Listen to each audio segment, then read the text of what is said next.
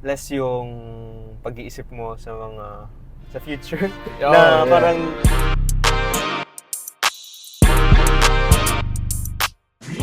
jogging ako every morning, whether sa school after ng class or before class ng morning.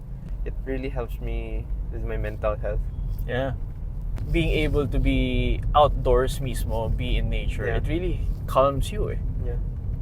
Less yung pag-iisip mo sa future Oh, na yeah. parang naka-anxious ganyan. Yan, yung titigil ka muna mag-analyze sa mga bagay-bagay. I feel better with myself after I move. So parang Yeah. nakakadagdag siya sa confidence and sense of achievement. Parang Yeah. may na-accomplish ako today. I ran. Yeah. Ganun. Only go sa Palawan. Oh, hindi, 6 days. Sarap. Okay. Tapos, pag-uwi ko ng Wednesday, Friday night, umalis ako. Papuntang La Union hanggang Sunday. Hanggang Monday morning.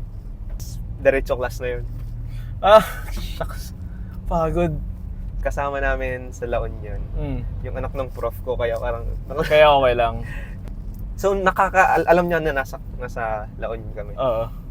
Tapos akala nga namin malilate kami ng dating, buti maaga kami.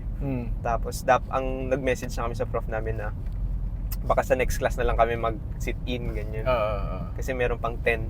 Okay. Parang 8:30 class namin pero meron pang 10. Pero buti na lang tawag doon. Umabot kami doon sa 8:30. Nakarating kami ng Manila ng 8:30.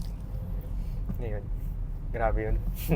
Nakakatuwa kasi yung pag-travel namin doon, sobrang tipid lang din. Kasi mga classmate ko lang din mga kasama ko. So hindi talaga unlike nung nagpalawan.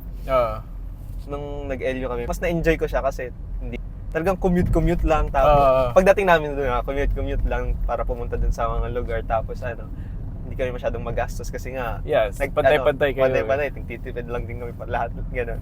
Pero na-enjoy namin yung experience. Yeah.